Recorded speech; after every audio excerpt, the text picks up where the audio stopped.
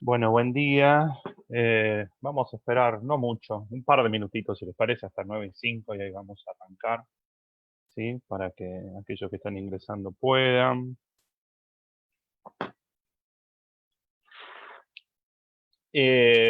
Los micrófonos van a estar muteados, ¿sí? Ustedes no van a tener la posibilidad de mutearse, simplemente por el tema de que para ordenarnos un poco, obviamente va a haber algún espacio si podemos para el final, para algún diálogo, pero bueno, simplemente para que la cosa fluya un poco más. Eh, Esas son un poco las cuestiones de esta conversación.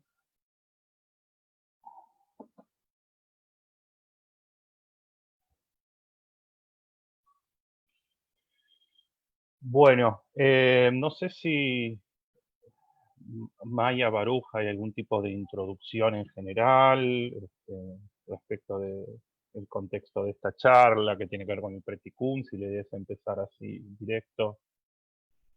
La idea es que cada orador empieza y después presenta también al siguiente orador. Hay un traspaso. Perfecto, un traspaso de antorcha.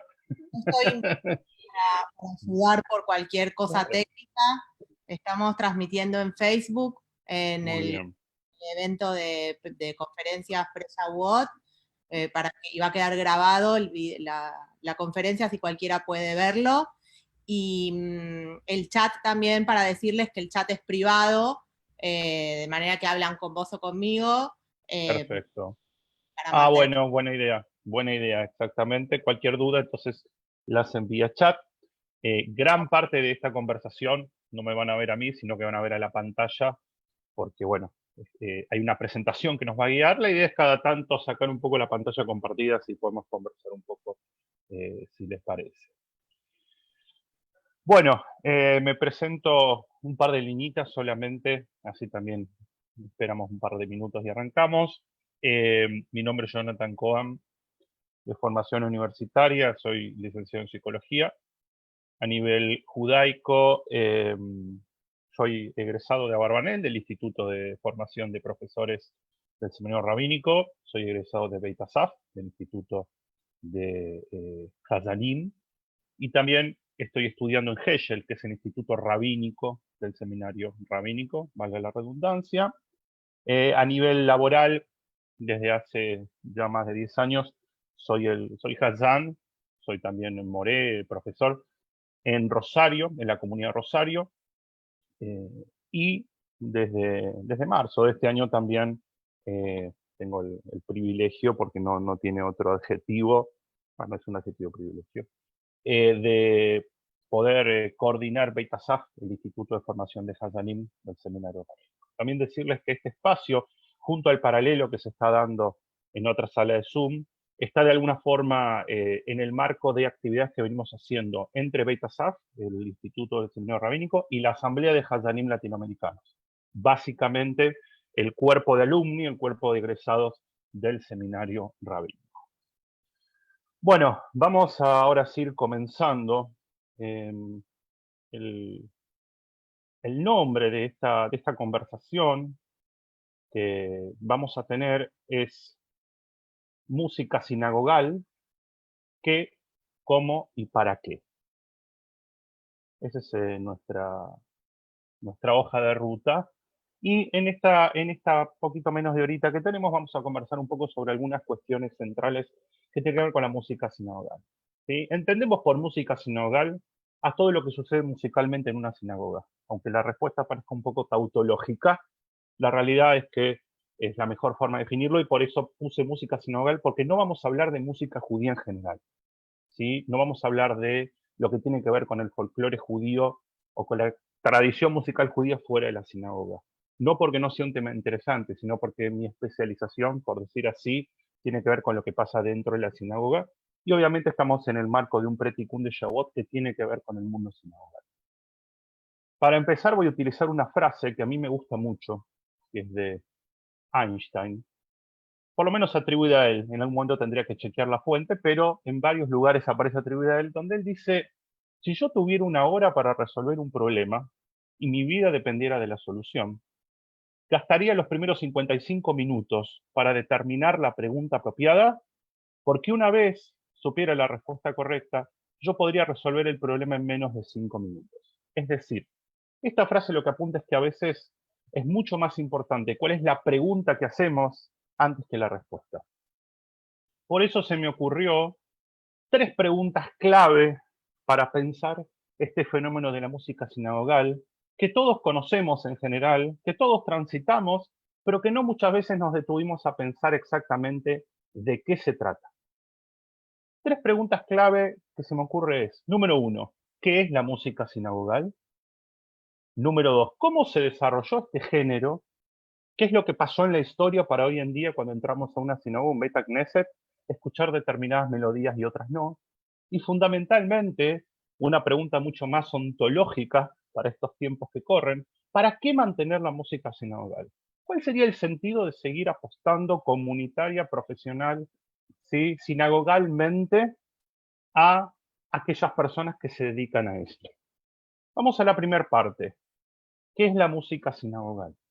Vamos a pensar en algunos conceptos que para algunos quizás serán muy familiares, para otros a lo mejor no tanto, pero es importante tener en cuenta. Número 1. Cuando hablamos de liturgia judía, hablamos de ciertas cuestiones que quizás a quienes estamos dentro del mundo judío nos parecen obvias y naturales, pero no siempre lo fueron en el tiempo y no lo son para todas las tradiciones religiosas. La primera es que es estructurada. Más allá de lo que solemos llamar tefilá shebalev, la plegaria espontánea, que a cualquiera de nosotros les puede brotar en ciertos momentos, tenemos una estructura de tefilá bastante fija, ¿sí? Y diría, no tan fácil de cambiar. Es decir, tenemos un andamio bastante sólido y bastante antiguo, donde está bastante marcado qué tenemos que rezar, en qué momento lo tenemos que rezar y cómo lo tenemos que rezar. Una tradición y una liturgia que hoy en día es fundamentalmente textual musical. No siempre fue así. Recordemos que originalmente la forma por excelencia de conectarse espiritualmente que tenían todos los pueblos de la humanidad, no solo el judaísmo, eran los sacrificios. En el mejor de los casos animales y en el peor de los casos humanos. Entonces es una tradición textual musical, sacando toda la cuestión mística de por medio, que es súper valiosa, pero estamos en un terreno más académico, diríamos que conductualmente lo que más hacemos cuando rezamos es leer. Y tiene 3 grandes marcos para pensar cómo está estructurada. El primero es el legal, lo que llamamos la halajá, ¿sí? Vamos a decir el núcleo duro. ¿Qué es lo que puedo rezar y qué no? ¿Cómo lo tengo que rezar? ¿Qué palabras tengo que decir? De esto el Talmud ha desarrollado muchísimo. Y después del Talmud obviamente se empezó a sistematizar. El tradicional, lo que llamamos minag, que no es la halajá, no es lo que la ley me dice, pero tiene un peso de halajá y a veces más. ¿Por qué? Porque en verdad la tradición lo transformó en un incondicional. Uno de esos casos puede ser, por ejemplo, la kipá. Ustedes saben que no hay muchas fuentes talmúdicas que nos hablen acerca de la kipá. Pero nadie negaría hoy en día que en la mayoría de las sinagogas, digo la mayoría porque hay sinagogas que están en un lugar mucho más liberal y progresista, en esas sinagogas quizás es optativo, pero en la mayoría de las sinagogas, por lo menos reformistas, hoy en día también, conservadoras y ortodoxas, la kipá es un minhag, es una tradición que tiene la fuerza del halajá. Y el marco teológico. 2 sinagogas pueden ser pueden estar en el mismo lugar geográfico, en la misma época, e incluso sus miembros pertenecer a la misma etnia judía, por decir así, digamos, no sé, de Europa del Este, y sin embargo, por su marco teológico, tener prácticas absolutamente diferentes. Ni siquiera hablo de ortodoxo y conservador, hablo, por ejemplo, de hasídico y no hasídico. Si yo voy a una sinagoga hasídica, lo más probable es que se cante mucho, que incluso en algún momento hasta se baile, mientras que si voy a una sinagoga europea no hasídica, seguramente el marco será mucho más serio y no se cantará tanto, ni hablar de bailar, y será otro concepto porque tienen que ver con diferentes teologías. Y ya empezando a hablar de la música, a mí me gusta hablar de géneros sinagogales. Si bien generalmente la palabra género en música la utilizamos para la música secular, creo que es importante e interesante utilizarlo. Encontramos básicamente géneros premodernos, o sea, géneros que son históricos de muchos siglos, y géneros modernos, que aparecen con la modernidad. ¿De qué hablamos de modernidad? Más o menos vamos a hablar siglo XVII, si quiere. Alguno podría decir siglo XVI, ¿sí? Pero de ahí en adelante. El Nusa Hatfilah, las melodías con las cuales se recitan las plegarias. Vieron que hay ciertas melodías que se suelen repetir, aunque con formas diferentes. ¿Sí? Eso lo llamamos Nusa Hatfilah. Los Teamea Mikra, la forma de cantar los textos bíblicos, fundamentalmente la Torá, que es lo que más se suele cantar, y la Tará, la sección de los profetas, pero no es lo único. También los Teamea Mikra incluyen, por ejemplo, la forma de cantar las Megilot, estos escritos asociados a ciertas festividades. Por ejemplo, en Shavuot, que empieza mañana en la noche, la Megilá de Ruth. Una sinagoga muy tradicional, seguramente, aunque no está amparada en el ritual, como así pasa con la Megilá de Esther o la Megilá de Ejá de Lamentaciones, quizás podría ser una reunión con sus feligreses, sentarse a leer la Megilá y el Hazán, si es una persona que es conocedora y es una comunidad tradicional, leería esa Megilá con una música muy particular. Las melodías tradicionales específicas. En la tradición ashkenazí se le llama Misinai, desde el Sinai, ¿no? Como para darle un vuelo así muy espiritual. No son del Sinai, la mayoría aparece en la zona de Alemania ya por el siglo X, pero son estas melodías típicas. ¿Sí? Para nosotros los ashkenazim, por ejemplo, la melodía del Kol Nidrei, ¿sí? O, por ejemplo, la melodía de la Aleinu Leshabeach en Rosh Hashanah. ¿Sí? Son muy específica un texto y súper tradicional. Por otro lado, también nos encontramos con lo que llamamos paraliturgia. ¿Qué es paraliturgia? Es un género de canciones religiosas que no están dentro de la liturgia. Por ejemplo, esto lo está mucho en el mundo sefaradí. Vieron que hay esta canción que dice La Nerveli Besamim, por ejemplo. Esa tiene que ver con la Abdalá, pero no está dentro del ritual de la Abdalá. ¿Sí? Es decir, tiene que ver con la religión, se utiliza en ciertas ceremonias, pero no está dentro de la tefilá. Y después tenemos los géneros modernos, que aparecen ya con la modernidad. Por ejemplo, los nigunim, estas típicas melodías sin texto, mientras a veces se suele pensar que son de lo más antiguo, les aseguro que no. Surgen con el hasidismo en el siglo XVIII. ¿Sí? Las composiciones específicas que tienen nombre y apellido, que compuso determinada persona, ¿sí? Las obras corales, después vamos a ver más adelante. Y también, ya en el siglo XX, la instrumentación y los arreglos. Toda la idea de lo que implica la música sinagogal. A nivel instrumentos, si bien tenemos un antecedente muy fuerte en el Templo de Jerusalén, a nivel de lo que pasa en la sinagoga, tiene que ver mucho con estos cambios que empezaron a surgir a mitad del siglo XIX, primero con la Reforma y que luego también adoptó una parte importante del movimiento conservador. No toda, porque todavía hay sinagogas conservadoras que no utilizan un símbolo. ¿Quiénes son los actores principales en la música sinagogal? Solistas, quien está ahí cantando para la gente. Hazán, en la Europa de antes del siglo XX le llaman el Oberkantor, el principal cantor, Sheliach Tzibur, pónganle el nombre que quieran. ¿Sí? En Estados Unidos, por ejemplo, está el Hazán, que es aquella persona que tiene el título, y el que no tiene título se llama Cantorial Soloist, el solista cantorial. Músicos, organistas, percusionistas, flautistas, violinistas, ad infinitum, directores corales, un rol que en verdad tomó mucha fuerza a partir de la última mitad del siglo XIX, con un personaje que fue Luis Lewandowski, vocalistas, coreutas, ¿sí? En la tradición histórica eran llamados meyorerim, los que cantaban, compositores, ya sea académicos, ya sea populares, y finalmente la congregación, porque al fin y al cabo la congregación participa en general de la música sinagogal, y número dos, muchas veces, lo vamos a ver más adelante también, es la congregación la que exige, ya sea explícita o implícitamente, al compositor a crear determinado tipo de melodía. Este es un panorama general de la música sinogal. Paro de compartir, así podemos verlos, o puedo verlos. Bueno, hasta acá más o menos estamos. ¿Sí? Hicimos como una especie de pantallazo general de en qué consiste, ¿sí?, esto que hablamos de música sinogal.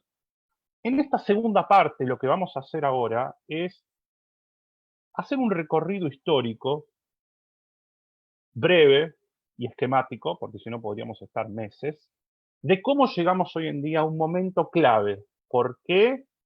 Porque en verdad estamos en un momento de transición, en el cual un montón de estructuras que teníamos hasta ahora aseguradas o dadas por sentado, se están replanteando. Tiene que ver con lo que en general se llama la posmodernidad, ¿sí?, la modernidad tardía, etcétera, etcétera. Vuelvo a compartir pantalla. Les recuerdo, el chat estado para los mensajes privados. Si alguno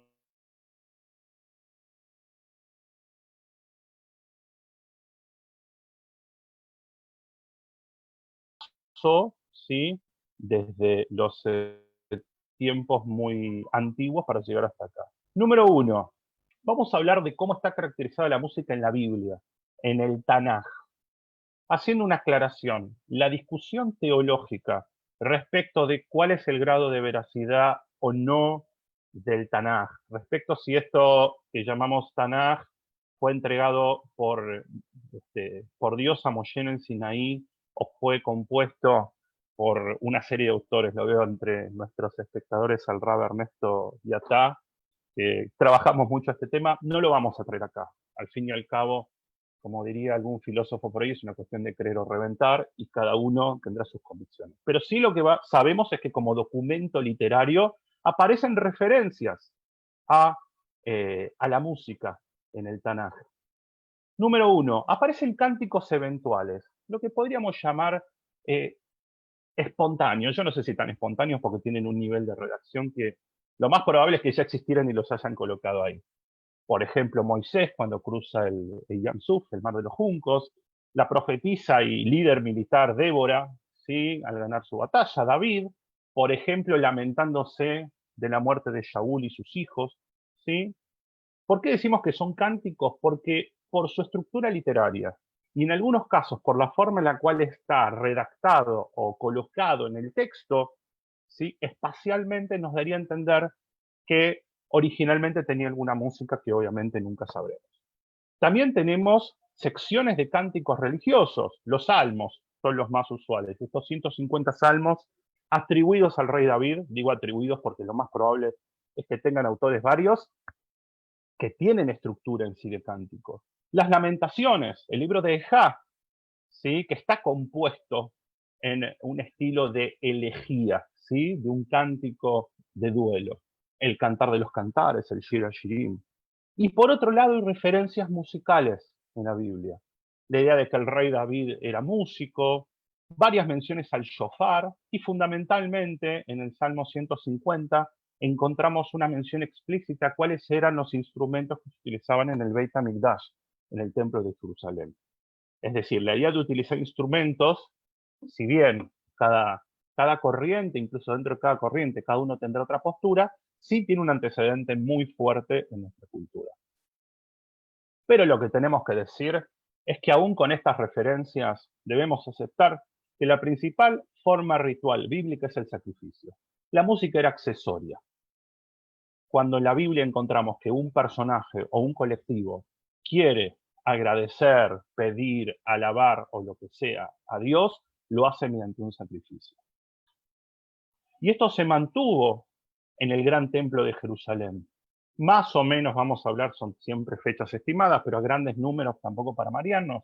Vamos a decir desde más o menos el 1000 antes de la era común al 70 en la era común. Nuevamente, son números simbólicos. No los tomen como números académicos, ¿sí? Pero para realmente no entrar en números que pueden variar un poco. Hablamos de un templo en el cual la música era monopolio de los levitas, de esta tribu que había sido consagrada al servicio, ¿sí? O sea, no cualquiera podía dedicarse a la música. Hablamos de un coro levítico que era antifonal. ¿Qué quiere decir antifonal? Lo antifonal es una forma musical que podríamos definir como pregunta y respuesta, ¿sí? Si quieren, de una forma muy, muy escueta, ¿sí? Lo vemos, por ejemplo, en el Salmo 136. Odula Adonai Kitov, ki leolam hasdo. Odula ela Elohim, ki leolam hasdo. Eso es la típica forma antifonal. Una orquesta, ¿sí? Un ensamble monofónico. Monofónico quiere decir que lo que hoy llamamos polifonía, varias melodías, ¿sí? Ordenadas al mismo tiempo para generar, por ejemplo, lo que podríamos llamar un acorde, no existía, sino que eran varios instrumentos tocando una misma melodía, fundamentalmente de percusión, de viento, o lo que llamamos cuerda pulsada. Cuerda pulsada es, cuando, por ejemplo, el arpa, ¿sí? Es decir, un instrumento de cuerdas donde se toca o pellizcando o justamente pulsando la cuerda. ¿Cuál era el repertorio musical en el templo? Fundamentalmente los salmos. Hay toda una cuestión interesante que es la siguiente. Si yo adhiero que los salmos los escribió el rey David, lo que voy a decir es que en el templo se interpretaban salmos preexistentes. Si yo adhiero a la idea de que los salmos son posteriores, voy a decir que los salmos se escribieron como música programática, o sea, como música pensada específicamente para el templo. Tradición oral, es decir, no tenemos registro de qué es lo que se hacía, era un oficio que en general se pasaba de padre a hijo, y respecto del estilo, cómo hubiese sonado, nadie lo sabe, pero seguramente, ¿sí? Por cuestiones sociológicas, es muy probable que el estilo hubiese sido lo que llamamos el estilo mesopotámico, ¿sí? No hablamos de la Mesopotamia argentina, no es el chamamé, sino el estilo de la música antigua de Asiria, Babilonia, etcétera, etcétera. Con la destrucción del templo comienza a tomar mucha preeminencia. Ya existía desde antes, pero se vuelve central, la sinagoga, la primera sinagoga. ¿Qué quiere decir la primera sinagoga? Estas primeras casas de culto, ¿sí? Podemos hablar más o menos del siglo I al siglo IX, ¿sí? Porque después vamos a ver que a partir más o menos del siglo X comienza un gran esplendor de lo que es la liturgia. Influencia musical local, es decir, lo que se hacía en la tierra de Israel, sobre todo en el mundo del imperio bizantino, y en Babilonia, de los persas medos, era la gran influencia de esta época. Por señal de duelo frente a la destrucción del templo se prohíben los instrumentos, y esto va a ser una cuestión que va a marcar mucho. Ya no hay más rol levítico, ¿sí? Los levitas en todo caso serán llamados en segundo lugar a la Torá para reconocer que en algún momento eran importantes, pero la realidad es que termina este arte de los levitas. Aparece el oficiante vocacional, llamado en hebreo el Sheliach Tzibur, aquella persona de la congregación que más o menos conocía los textos y más o menos cantaba, ¿sí? Todavía no es profesional. Hay una revalorización textual, se anulan los sacrificios y entonces las palabras, los textos se vuelven lo central, se fijan las plegarias y las estructuras musicales que tenemos en este primer momento son simples. Tenemos la salmodia, salmodia es la forma de leer los salmos, generalmente responsorial, como habíamos hablado, la cantilación bíblica, los Teamea Mikra, la mayoría en un estilo o en una forma musical que llamamos pentatónica, utilizando 5 notas. Se supone que acá hubo bastante influencia del mundo griego. Y la recitación litúrgica, la forma de recitar los textos, que, bueno, ahora no tenemos tiempo, es una charla breve, pero si tuviéramos más tiempo, podría mostrarles cómo era muy similar a la forma que tienen los bizantinos, o sea, lo que hoy llamaríamos los católicos ortodoxos, a la hora de recitar sus plegarias. Vamos a pasar a lo que llamamos la Baja Edad Media, ¿sí? Más o menos a partir del siglo X, donde, sobre todo por el auge del imperio musulmán, que revalorizó el arte y revalorizó la música, se comienza a dar una serie de procesos que van a complejizar la música sinagogal. Lo primero es que en Tiberias, en la tierra de Israel, allá por el siglo X, hay quien dice el siglo IX, un rabino, Aarón Ben Asher, formaliza el sistema de cantilación bíblica, es decir, formaliza cuál va a ser el signo musical que va a estar adosado a cada una de las palabras, ¿sí?, de los textos. Esto también tenía que ver mucho con un grupo que se autodenominaba los Baalei Mesorá, los dueños de la tradición, todo un nombre, que también va por este lugar de fijar el canon textual, y Aaron Ben Asher fija justamente estas melodías. Surge con mucha fuerza el piut, el poema religioso, este texto que no es en sí mismo una plegaria, sino que es una especie de, si digo adorno va a resultar un poco, quizás parecer un poco peyorativo, pero un embellecimiento del servicio. Adon Olam, Lejado Di, ¿sí?, un Etane Tokef, todos estos bellos poemas que, por ejemplo, es lo que hace que una tefilá, que un servicio religioso, sobre todo de la mañana, de Rosh Hashanah y Yom Kippur, dure tanto. Si nosotros le sacaríamos todos los piutim, todas estas poesías, no duraría mucho más que un servicio religioso de un Shabbat, por ejemplo. Aparece el Hassán profesional, ¿sí? Aparece el cantor profesional en la Edad Media, que tenía tres roles. Era poeta, creaba los textos, los escribía estos piutim, era compositor, les ponía música y era cantante también, ¿sí? Lo mismo que hacían los juglares. Nosotros hoy en día tenemos la cuestión muy degradada, pero antiguamente el Hassán escribía, musicalizaba y cantaba. Y cada Hassán tenía sus canciones. Los más populares, las canciones más queridas, son las que entraron en nuestra tradición. Se fija el Nusach. ¿Qué es el Nusach? El Nusach es las melodías con las cuales se tienen que recitar cada una de las partes del servicio religioso.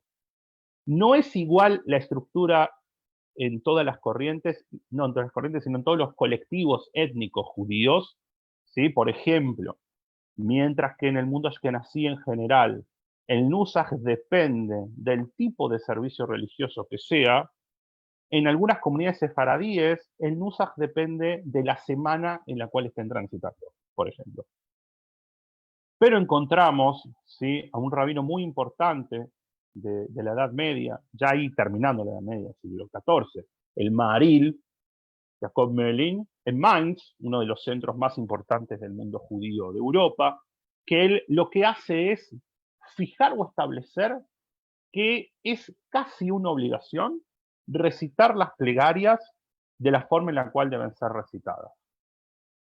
Y esto lleva entonces a que el rol del Hazzán sea mucho más importante, porque ya no va a ser el que embellece el servicio, va a ser el que canta las cosas como hay que cantarlas.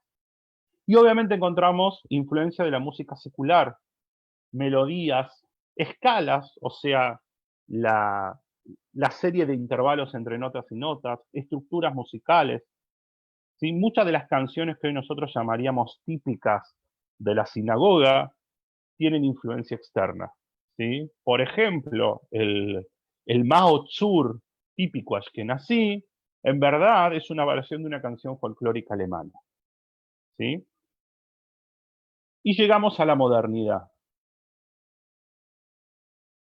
Más o menos, nuevamente, son estructuras bastante difíciles de conceptualizar exactamente por fecha, pero podríamos decir que más o menos a partir del siglo XVI comienza a darse una serie de cambios en el mundo en general, pero sobre todo en Europa, que empiezan a hacer caer un poco el orden feudal, a hacer caer un poquito el peso de la iglesia, y a que empiece a surgir mediante la burguesía un nuevo orden social. Esta modernidad trajo aparejados en muy poco tiempo muchísimos cambios para la música sinagogal. En el más o menos siglo XVI, por ahí, comienza a tomar forma, sobre todo en Italia, pero también en Francia, la ópera, ¿sí?, el teatro musical. Y entonces los Hazanim empiezan a intentar imitar cierta forma de cantar y ciertos adornos vocales típicos de la ópera. De una forma bastante imperfecta, porque no tenían entrenamiento musical. Por eso en general vamos a encontrar que la Hazanut de Europa Oriental, si bien tiene algo así medio de ópera, no es exactamente ópera, ¿sí? Pero sí está esta idea de imitar a lo que hacían los cantantes de ópera. Surge el hasidismo, este movimiento místico muy fuerte en Europa Oriental, en el siglo XVIII, y con el hasidismo surgen una serie de formas musicales nuevas. La más fuerte es el nigún, esta melodía sin texto, repetitiva, una especie de mantra, surge con el hasidismo. La idea de cantar las plegarias de forma rítmica, esto también es muy típico del hasidismo. Y sobre todo las repeticiones, elegir un versículo que les parecía importante y repetirlo y repetirlo y repetirlo para que de alguna forma se vaya cimentando. Por eso, el estilo de música hasídica no es universalmente aceptado, porque hay quienes dicen que el hecho de repetir los textos de las plegarias iría en contra de la halajá. Su par en Europa Occidental, un poquito después, ¿sí? Sobre todo en el siglo XIX, es el reformismo, este movimiento que intentó adecuarse a la nueva sociedad, sobre todo alemana, después también llegó a Francia, y el reformismo lo que empezó a hacer es, si bien siempre se habían tomado elementos de la cultura circundante, los empezó a tomar de una forma mucho más explícita. ¿Qué elementos? La notación musical, o sea, empezar a escribir lo que se canta, que hasta ese momento no se había hecho, formalizarlo, o sea, decir, esta melodía que yo estoy transcribiendo, ¿qué hace este Hazán? ¿Está en modo mayor o en modo menor? ¿Cómo la noto? ¿Qué ritmo tiene? ¿Sí? Empezar a utilizar instrumentos, sobre todo el órgano, el coro mixto, lo más cerca del final del siglo XIX, y también en paralelo surgen los grandes compositores de la gran música sinagogal. Tres son los más importantes. Sulzer, un compositor, Salomón Sulzer, de Viena, que fue de alguna forma la bisagra, el primero de estos grandes compositores. Algunos años después, Luis Lewandowski, en Berlín, con un estilo, digamos, mucho más innovador que el de Sulzer. Sulzer era bastante conservador. Diríamos que, haciendo anacronismos que siempre son peligrosos y son complicados, Sulzer sería más Masordi y quizás Lewandowski sería más reformista. Naumburg, en París, un compositor que lo que hizo fue tratar de llevar todo el esplendor musical de la gran ópera parisina a el mundo sinagogal. Ya en el siglo XX, en la primera mitad, nos encontramos con lo que se llama la Golden Age de la Hazanut, la época dorada de la Hazanut, estos Hazanim de Europa Oriental que emigraban a Estados Unidos buscando una vida mejor, se encuentran con que en Estados Unidos a principios del siglo XX surge la tecnología de la grabación, los discos, y se vuelven celebrities, ¿sí? Se vuelven superstars, no solo en el mundo judío, sino fuera de ello también. El más importante referente de esta Golden Age fue Yosele Rosenblatt, un Hazán que, para que les hagan una idea, cantaba en el Madison Square Garden, por ejemplo, y lo llenaba. Se atribuye, es una frase que nunca se comprobó, que Enrico Caruso, este famoso tenor italiano, decía, menos mal que Rosenblatt nació judío, porque si hubiese nacido italiano yo no tendría trabajo. Una realidad que Rosenblatt era muy popular, hay muchos más, Bartin, Sirota, etcétera, etcétera. Podríamos hacer nuevamente todo un curso sobre los Hazanim de la Golden Age, pero digamos que cuando hoy un día, por ejemplo, a lo mejor los que sean un poco más grandes se acuerden de Leibele Schwartz, acá en Argentina, por ejemplo, Jan Pearce, digamos que son herederos o eran herederos de estos Hazanim que empezaron a grabar, ¿sí? Y realmente se volvieron celebridades, al punto de ganar muchísimo dinero, ¿sí? Eran realmente estrellas. Y también en Estados Unidos, un poquito después, ya quizás en época de posguerra, empieza a aparecer una música sinogal académica, donde compositores de música, entre comillas, seria o clásica, comienzan a escribir, por ejemplo, servicios religiosos enteros. Quizás los dos más conocidos son el Avodat Kodesh de Ernst Bloch, europeo inmigrado a los Estados Unidos, y el Service Sacré de Milhaud, un compositor francés. Y ahora llegamos a hoy en día, lo que llamamos la posmodernidad. Nuevamente, para algunos modernidad tardía, pero claramente a partir de los 60 algo en el mundo empieza a cambiar, ¿sí? No solo en el mundo judío. Si quieren, piensen en el mayo francés, en el hipismo, ¿sí? Como quieran, Por un lado, a partir de los años 60, también acompañando una serie de cambios sociales, las mujeres empiezan a tener un liderazgo mucho mayor en el mundo religioso. No en el año 60, pero con el correr de los años comienzan a ordenarse rabinas, Hazaniot, empiezan a haber compositoras, que en el mundo sinagogal era algo absolutamente nuevo. Comienza a tomar influencia dos géneros norteamericanos, que eran el folk y el pop. ¿Sí? Géneros, por ejemplo, si ustedes piensan en Janis Joplin, en Joan Baez, ¿sí? Eh, si quieren pensar en el pop, qué sé yo, Stevie Wonder, como quieran pensarlo, comienzan a influenciar la música sinagogal. ¿Por qué? Porque estos judíos generalmente eran no ortodoxos, cuyos padres seguramente adhirieron en alguna forma a estas nuevas corrientes y que se criaron en estos campamentos juveniles con la guitarra y con esta cuestión tan típica de los años 60, 70, comienzan a llegar a la sinagoga y entonces comienza a darse un movimiento en el cual cada vez más estos géneros musicales empiezan a entrar en la sinagoga. Ejemplos más fuertes pueden ser Debbie Friedman, Craig Taubman, Meir Finkelstein, ¿sí? Compositores que, algunos más populares, otros más académicos, pero claramente llevan todo lo que estaba pasando en el escenario musical extrasinagogal a la sinagoga. Para algunos una bendición, para otros una maldición. ¿Sí? Esto tiene que ver con la apreciación que cada uno tenga. Empieza a haber como una especie de revival de la música jasídica, no la música jasídica tradicional del shtetl. Música jasídica fundamentalmente entra en Israel y en Nueva York. ¿Sí? Shlomo Carlebach, este rabino que en los años 60, 70 comienza a involucrarse con judíos que estaban en diferentes comunidades hippies, etc. Abraham Fried, un judío jasídico, creo que de Chabad, bien del estilo de Nueva York, tipo poco ortodoxa, que empieza a hacer y a cantar composiciones que tienen un estilo tipo rock, ¿sí? Que no tienen demasiado que ver con la música judía tradicional. Shweki, un cantante, esto sí es en Israel, sefaradí, del mundo sefaradí, que también empiezan a hacer melodías mucho más cercanas a lo que podríamos llamar la comedia musical, Disney, como quieran llamarlo.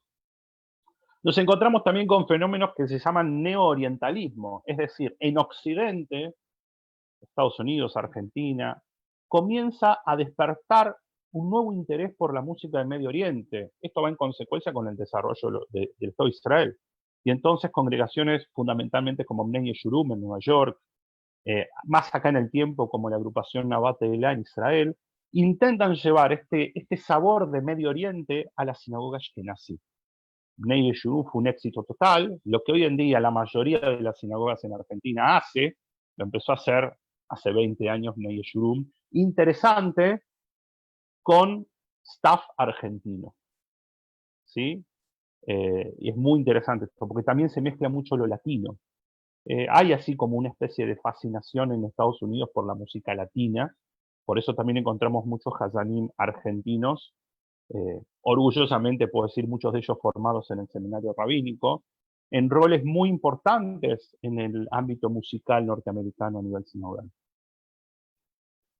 Y lo que podemos decir a modo de conclusión para esta primera parte, o esta segunda parte ya, es que en general lo que podríamos llamar con la Hazanut tradicional, o sea, este estilo más operístico, más de la vieja escuela de Hazanut, queda bastante asociada a la ortodoxia, a cierta ortodoxia, y en general, fuera de ella, se empieza a alinear un nuevo modelo, un modelo contemporáneo de Hazan, que no es un Hazan que quizás tenga una voz magnífica, más cerca de la gente, no tan subido al podio, donde quizás es un Hazan que está todo el tiempo con su guitarra a cuestas, ¿sí? Que no es este modelo del Oberkantor de la gran sinagoga europea, sino un modelo mucho más cercano a la cotidianidad.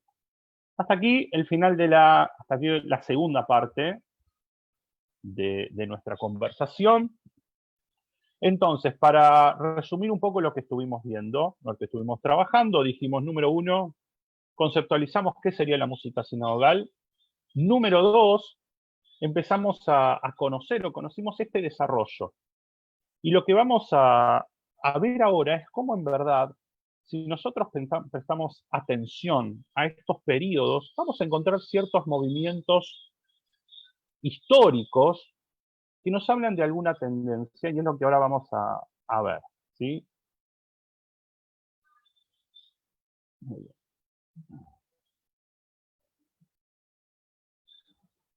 Esta tercera parte, que tiene más que ver, perdón, traigo esto, ¿sí? Esta parte vamos a concluir con esto, a ver. No sé si escucharon hablar de Tzvi Lam. Tzvi Lam es un profesor israelí que él plantea que el pueblo judío ha atravesado como tres grandes fases, que él las llama A, B y C. No es muy creativo, pero nadie le puede negar lo esquemático. Él dice el judaísmo A era todo lo que vemos en la Biblia hasta la destrucción del segundo templo. El judaísmo ritual de los sacerdotes, ¿sí? De los levitas, etcétera, etcétera. El judaísmo B, dice Tzvi Lam, es el que empieza con la destrucción del templo y lo que llamaríamos judaísmo rabínico, ¿sí? La Mishnah, la Gemara, la Halajá, la sinagoga. Y él plantea que con la modernidad surge un judaísmo C que está mucho más centrado en la idea del sionismo y en Israel, como tres grandes fases. Y vamos a aplicar este modelo a lo que vimos hasta ahora, también tomando en cuenta cómo nos encontramos con un movimiento constante de complejización y simplificación. Veamos. Antes del templo encontramos, como dijimos, en la Biblia, menciones musicales muy escuetas y muy simples. La música es algo bastante accesorio. Sin embargo, cuando se instaura el gran templo, se complejiza, empieza el coro levítico, las orquestas, etc. Con la destrucción del templo, y acá estamos ya en el final del judaísmo se vuelve a simplificar. Recordemos que en la primera sinagoga la música tenía también un rol bastante marginal, era simplemente para recitar algunos textos y leer las escrituras, pero no había un desarrollo musical demasiado grande. Entrando a la Baja Edad Media, ¿sí? Sobre todo, como dijimos, con el auge del Imperio Musulmán, se vuelve a complejizar el piud, los hazanim, ¿sí? Todas estas influencias, el nusach, la sistematización de los Kedemia Mikra. Y acá encontramos algo interesante sobre el final de este periodo de judaísmo B, la modernidad. La modernidad aporta una nueva complejización, porque lo que se hace es imprimirle aún más peso a lo musical. ¿Sí? Podríamos decir el epicentro entre los siglos, vamos a decir, del siglo XVIII al siglo XX. ¿Sí? Es el epicentro de la complejidad de la música sinagogal. Y claramente en esta posmodernidad encontramos la simplificación. Porque, a ver, un compositor sinagogal en el siglo XIX escribía para solista, coro a cuatro voces y acompañamiento de órgano. Un compositor sinagogal hoy en día agarra su guitarra, piensa en 3 o 4 acordes y ya compuso una obra.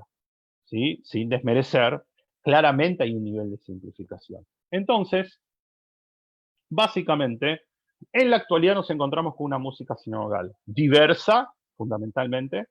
Hay una gran diversidad, multiplicidad de estilos y modelos. Hay una globalización en la cual las tecnologías permiten que cualquier sinagoga puedan acceder a cualquier cuestión musical que otra sinagoga. Una democratización en la cual el paradigma actual es que el hazán o quien esté ahí debería de alguna forma responder a la voluntad de la gente.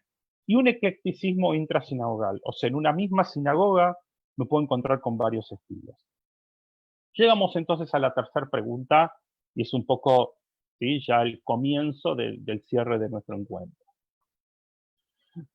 ¿Para qué mantener la música sinagogal? Es decir, ¿cuál sería el beneficio, por decir así, de seguir apostando a la música sinagogal? Pensemos en un esquema tipo FODA, ¿sí? Muy de marketing, de fortalezas, debilidades, oportunidades y amenazas. Hay algo del feeling at home, de sentirme en casa, que me trae la música sinagogal. De ir a una sinagoga, quizás en una ciudad que está a miles de kilómetros de la mía, pero de alguna forma siento que hay algo de lo que pasa ahí que a mí me involucra. Es una experiencia estética para el secular, es decir, quien a lo mejor no se siente muy movilizado por las plegarias se encuentra en la música algún canal. Hay un metamensaje complementario al texto. Esto quiere decir que, aunque yo no entienda la plegaria, la música me puede llevar a comprender qué es lo que está pasando.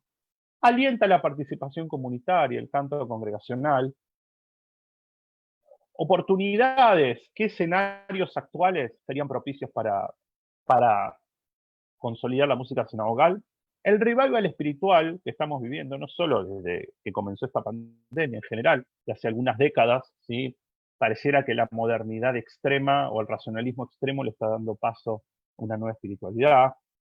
Las plataformas digitales que permiten que el intercambio sea mucho más fácil y por otro lado, colocar a la música sinogal en servicios como Spotify, por ejemplo, pueden ayudar a difundirla. Que los púlpitos son más accesibles también, es decir, ya no es el gran Hazán, ¿sí? Al cual uno no podía decirle qué cantar, sino que hoy en día hay un diálogo mayor entre quien está cantando y la gente. ¿Qué debilidades, qué puntos débiles tiene la música sinagogal? Primero, que en general insume recursos humanos y técnicos. Tener un Hazán formado, tener músicos, tener un equipo de sonido, incluye también sueldos, incluye dinero. La calidad dispar. No siempre vamos a encontrar el mismo nivel de músicos o de cantantes en diferentes sinagogas, con lo cual en muchos casos pasa a veces que quien está ahí, muchas veces debo decir, sin la formación adecuada, termina yendo en contra de la música sinagogal. Y esta especie de limbo alágico, ¿qué quiero decir con esto? Donde no está muy claro en la halajá cuán obligatorio no sería mantener las melodías tradicionales. ¿Sí? Hay una especie de limbo, es como que es un sí, pero no, no está muy claro. ¿Cuál es la situación, sí? O situaciones que pueden ser potenciales amenazas para la música sinogal? La rabinización litúrgica. ¿Qué quiero decir con esto? Quiero decir, en los últimos años o en las últimas décadas, cobró mucho peso lo que llamaríamos el rol rabínico, no necesariamente el rabino, o sea, vamos a decir, la palabra dicha por sobre la palabra cantada. Y esto muchas veces va en detrimento del rol de la música en la sinagoga. La música sin músicos. ¿Sí? Hoy en día estamos asistiendo a modelos en los cuales la música muchas veces está por computadoras, con lo cual la idea de la música en vivo hoy en día ya no es algo tan natural. La secularización, ¿sí? Mientras que antes había una sensación de que era algo intocable la música sinagogal, hoy en día la secularización hace que la propia idea de sinagoga esté replanteada. Y, como yo llamo un poco simpáticamente, el libre mercado espiritual. ¿Qué quiere decir con esto?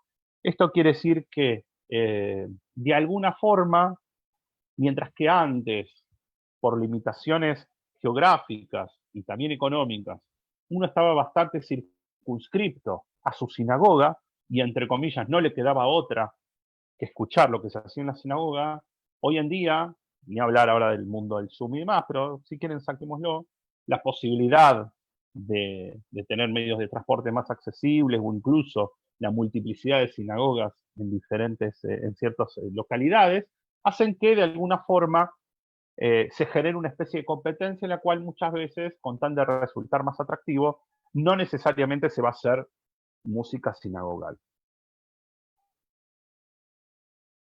Entonces, si ponemos en perspectiva histórica lo que trabajamos hasta ahora, vamos a decir que hasta el año más o menos 1850 encontramos constantes movimientos de simplificación y complejización. ¿Sí? A veces más fácil, a veces más difícil. Del 1850 al 1960 hay una máxima complejización. Se vuelve el pináculo de la música sinagogal.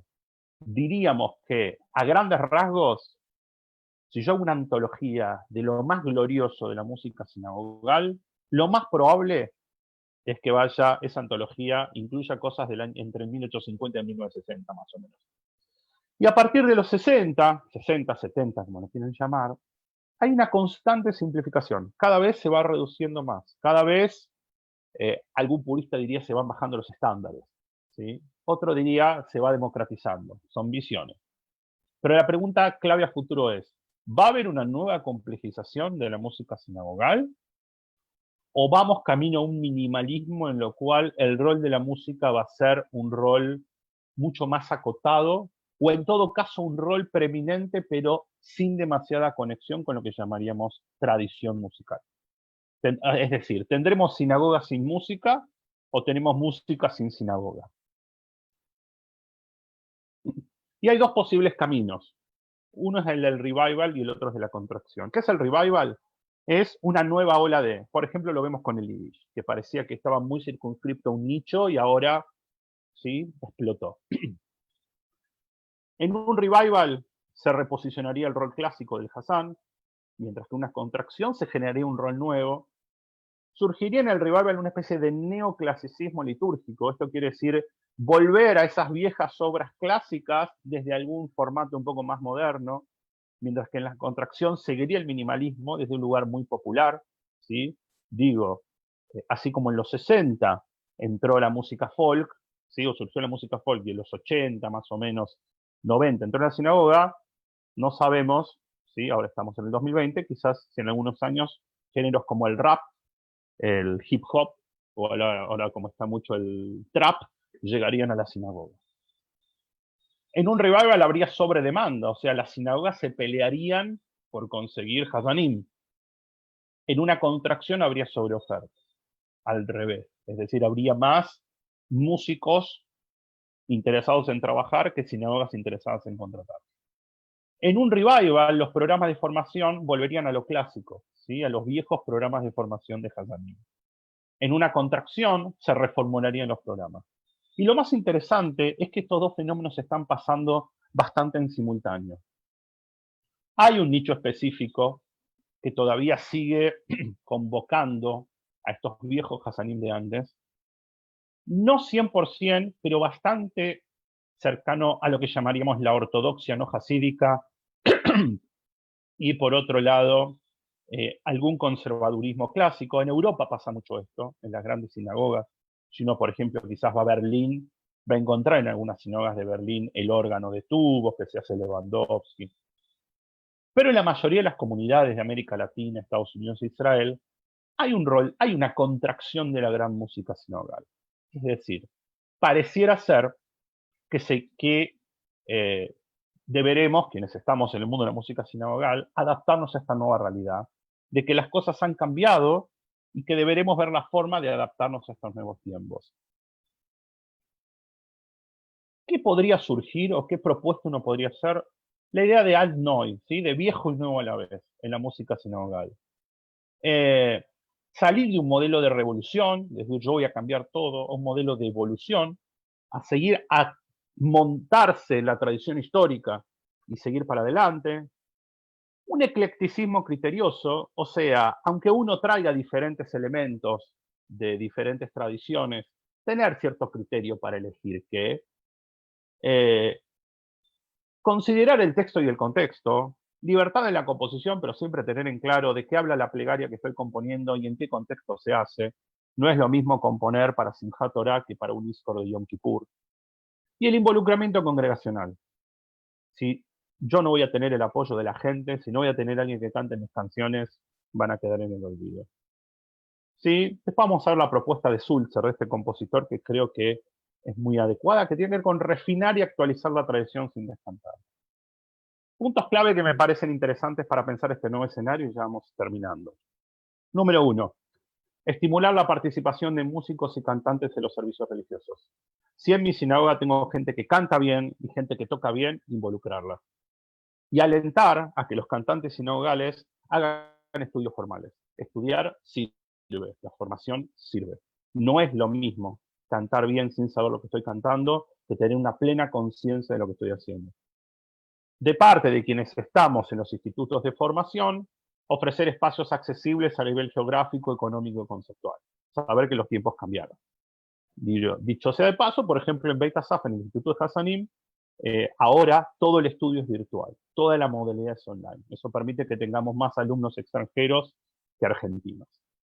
Y fundamentalmente, ya sea de forma permanente o eventual, delegar las decisiones musicales a alguien con formación adecuada. es importante que las comunidades sepan a quién consultarle a la hora de pensar qué música se va a hacer en las comunidades. Porque nuevamente, así como no dejaríamos a criterio de cualquier persona decisiones alágicas y consultaríamos o al seminarista o al rabino, de la misma forma está bueno que empecemos a consultar ya sea músicos, jazdanim, gente que conozca del tema. Y cierro, para respetar los tiempos, con una frase o una serie de frases de Sulzer. Este compositor, les comenté, Salomón Sulzer, el gran revolucionario de la música sinagogal europea, en sus memorias dice lo siguiente: debemos encontrar las nobles formas originales a las que anclarnos, desarrollarlas en un estilo artístico. La liturgia judía debe satisfacer las demandas musicales a la vez que seguir siendo judía, y no debería ser necesario sacrificar las características judías a las formas artísticas. Las antiguas melodías y modos del canto que se volvieron nacionales, o sea, que se volvieron universales en el pueblo, deberían mejorarse, seleccionarse y ajustarse a las reglas del arte. Pero tampoco deberían evitarse las nuevas creaciones musicales. Esta frase me parece muy interesante para cerrar. Estamos en un momento de cambio, estamos en un momento casi anárquico en relación a la música sinagogal, y también, justamente, y ya para concluir esto, creo que el gran mensaje podría ser que es importante, las sinagogas que lo puedan hacer, contar con gente formada, contar con gente con conocimiento de la tradición. Hay una frase que dice: no es bueno por ser viejo, sino que es viejo por ser bueno. Es importante que, así como cuestiones de halajá nos limitamos a consultarle al rabino o al seminarista, en cuestiones de música consultemos a gente que sabe. Esa es un poco la propuesta de este espacio. Bueno, les agradezco. La verdad espero que haya sido interesante. No tenemos mucho tiempo para el diálogo porque ya ahora a las 10 arranca la próxima charla con el rabino Mauricio Walter. No sé si está por acá. Si está, le cedo el... acá. Mauricio, no, creo que yo no puedo hacerte cojos. A ver. No, no puedo, pero sí te puedo, Mauricio, desmutear para que tomes la posta. Ahí está. Sí. Ahí vamos. ¿Quién es el host? El host es Maya Plavnik. Maya. Hola, Maya. ¿Cómo te va? está? Yo voy a necesitar para hacer un share de materiales también. Así que si me puedes habilitar para eso. Ya te puse como coanfitrión. Ya deberías poder compartir pantalla. Sí, ya puedo. Perfecto. Todos los participantes están silenciados, y si hay que abrir micrófonos, vos podés poner activar todos, que es una función que tenés, y si no me pedís a mí, yo activo los micrófonos cuando lo necesites. No pueden activárselos cada uno por separado. Bueno, perfecto. Lo mismo el chat es privado. Bueno, vamos a esperar 2 minutos y empezamos. Bueno, yo mientras aprovecho para agradecer la presencia. Es un horario tempranito, fuimos unos cuantos. Así que bueno, muchísimas gracias y nuevamente sigamos apostando a nuestra música sinagogal, y cualquier duda pueden contactar a través del seminario rabínico, y entre todos seguir haciendo linda música en nuestras sinagogas. Muchas gracias. Ahí, Johnny, están en el chat, me han dicho excelente, te agradecen, muy hermosa. Bueno, muchas gracias, y gracias a la Asamblea Rabínica, porque la realidad que es la primera vez que desde la Asamblea Hasanim participamos en un tikkun haciendo shiurim, haciendo clases. Así que nuevamente muchas gracias por el espacio, y Hag Sameach para todos, que tengamos un lindo Shavuot. Hag Sameach. Hag Sameach.